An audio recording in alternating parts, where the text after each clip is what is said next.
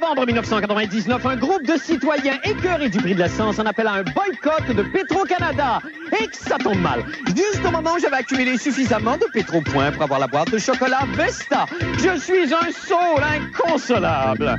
Et un tueur en série d'animaux domestiques sévit sur le plateau Mont-Royal. Bon, moi, si j'étais la police, j'orienterais mes recherches sur un propriétaire de motel introverti qui se déguise en vieille femme et qui assassine des hamsters dans leur douche. Oui, oui, oui, oui, oui. Bon, c'est un peu tiré par les cheveux, mais l'avenir me donnera raison.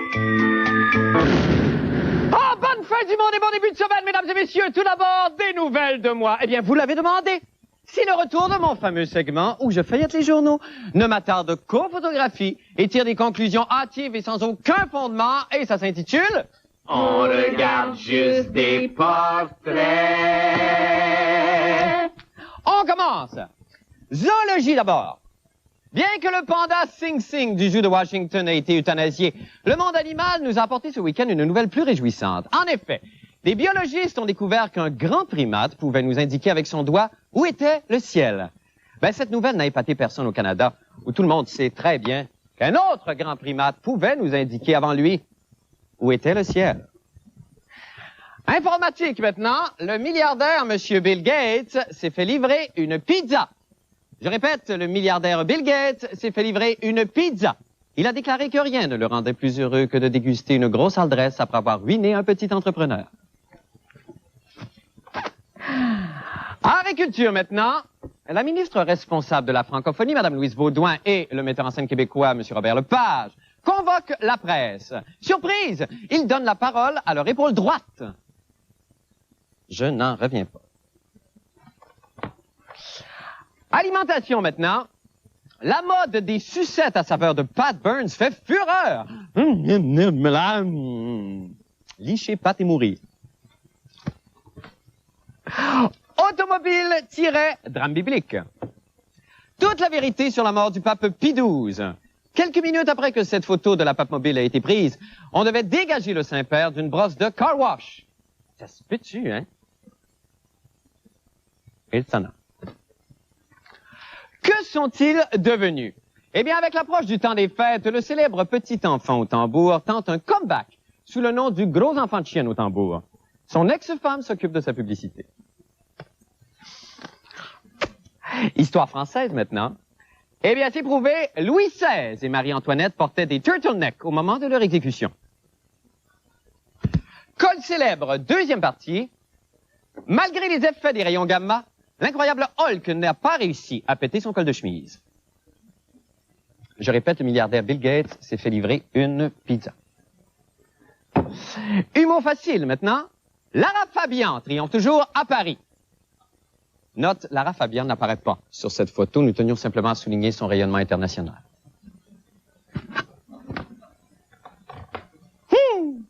Télécommunications maintenant. Ah! Que c'est un gros téléphone! Attends de voir le compte. Affaire policière. À l'annonce que le maniaque à la Crazy Glue avait encore frappé, 3 femmes se sont écriées « Oh non !» et sont restées collées. Riez encore si vous pouvez. Et finalement, la magie de Noël. TQS diffusera bientôt le spécial de Noël de Claude Blanchard. Et c'est cette photographie qui met fin à notre paresseux segment. On regarde juste des portraits. Maintenant, pour les nouvelles de la fin du monde, eh bien, barrez vos perruches, cadenassez vos singes, enterrez vos poodles. Le maniaque tueur de petits animaux domestiques poursuit sa série noire sur le plateau Mont-Royal. Au cours des dernières semaines, une quarantaine de chats et de chiens ont été lâchement assassinés. Par qui?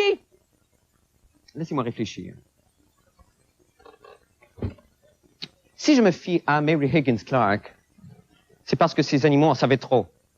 Et ils avaient tenté de faire chanter le meurtrier avec des photos compromettantes de lui, avec Cindy Sue Parker, la top modèle au passé nébuleux. En mourant, le canari brindille n'a-t-il pas tracé sur le sol avec son sang ce message énigmatique? Cui! Cui! Cui! Cui! Cui! Cui! C'est pourquoi je peux affirmer aujourd'hui que le coupable est...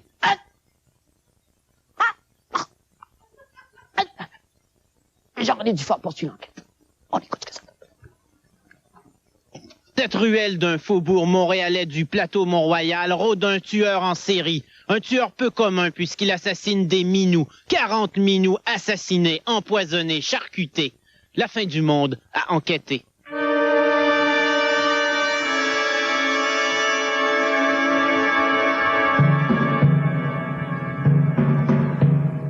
Depuis 2 mois, il y a une quarantaine de chats qui ont disparu sur le plateau et nous avons d'autres disparitions ailleurs à Montréal aussi. Partout sur le plateau, on perd ses chats et on ne les retrouve plus. Nous avons commencé une enquête et nous avons découvert qu'il y avait 4 carcasses de chats qui étaient morts. On a ramassé 3 de ces carcasses, on a envoyé une se faire autopsier et les résultats de l'autopsie démontrent que le chat était empoisonné. Le modus operandi du serial killer des chats du plateau semble toujours le même. Il place du poison violent dans les ruelles que les chats innocents prennent pour de la nourriture. Un empoisonnement violent s'ensuit. La mort est rapide et accompagnée de violentes convulsions.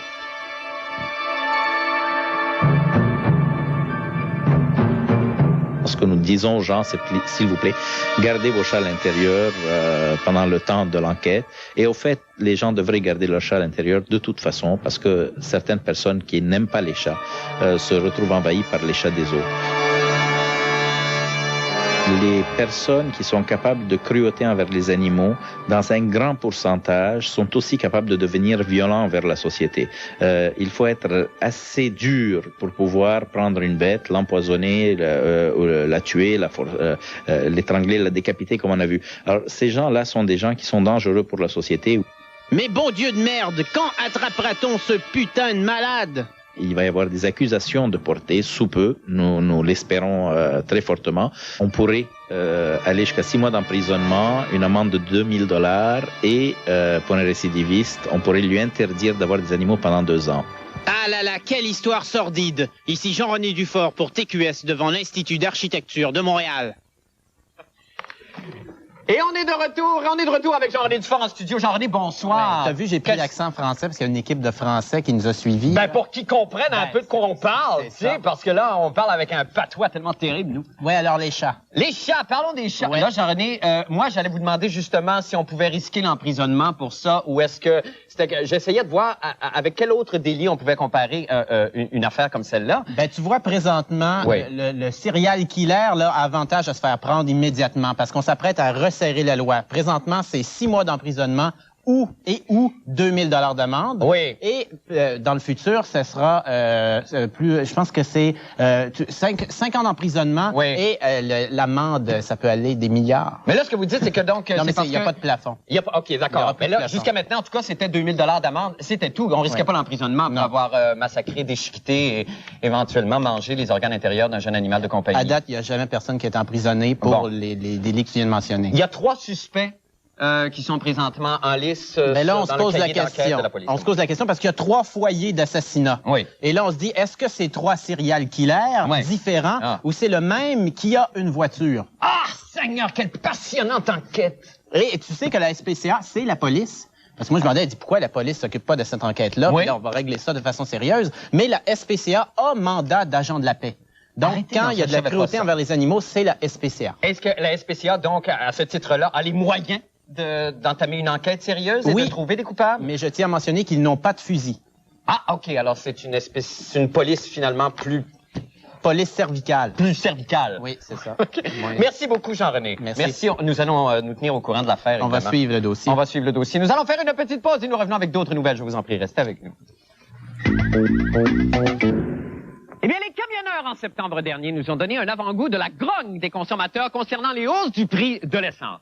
Eh bien, voilà que cette colère fait boule de neige maintenant et gagne de plus en plus de monde. J'en tiens pour preuve l'apparition la semaine dernière d'un site Internet très achalandé appelant le public à un boycott de Petro-Canada. Et ça, laissez-moi vous dire, je suis très, très content parce que moi, je commence à en avoir plein mon casque des pétrolières qui nous crachent en face. Parce qu'évidemment, ça semble très, très, très facile pour elles d'arriver avec dans la situation... Messieurs, dames, bonsoir. Ici Agnès Esso, présidente d'Imperial Oil. Alors, comme vous le savez, Marc Labrèche est notre porte-parole officiel à la radio. Il lui est donc interdit de dire quoi que ce soit qui pourrait nuire à nos intérêts. Comme je tiens à lui éviter une coûteuse bataille juridique, je vais donc, pendant sa colère, vous inviter à écouter les jolies mélodies du jeune prodige de l'accordéon, Jürgen Bloppenstrasse, qui nous rend visite sur le studio ce soir. Jürgen, s'il vous plaît, venez nous rejoindre. Jürgen Bach. Le festival de Cologne, le festival de Tokyo, Modena. Tokyo de Cologne, ja, Tokyo.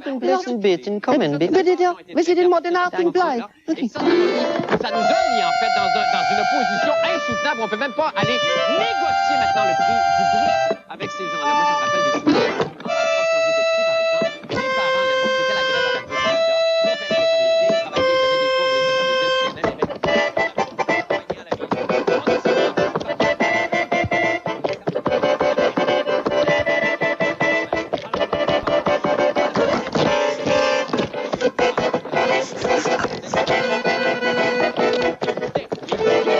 Merci Jürgen, danke very much. Retournons Isabelle Maréchal maintenant. Maréchal, danke. Comment distingue-t-on l'activiste québécois de l'apathique moyen? L'activiste est en grande forme physique. Il se démène pour la bonne cause. Il avale aussi beaucoup d'air. L'apathique, lui, ne ressemble à rien. Ou plutôt si, ça pourrait être vous et moi. Un mou, un gobe-tout, quoi. Qu'est-ce qui vous écœure le plus dans la société, là? Puis qu'est-ce que vous avez pris comme moyen pour que ça change? Il m'est arrivé tellement de bad luck depuis une couple d'années, là. C'est vrai? Je suis rendu très apathie. On beau chialer, on charle, hein, j'ai vu ça, on charle en milieu de travail, on charle partout dans nos maisons, dans nos foyers. Mais est-ce qu'on peut être vraiment entendu dans ce qu'on a à dire? Je pense que c'est sûr que si ça fait des grands changements, demain matin, tu vas être déçu. Je pense que l'important, c'est de boycotter ensemble. Quitte à prendre juste une cible monnaie, te dire celle-là, on y tape dessus, on y tape dessus comme il faut.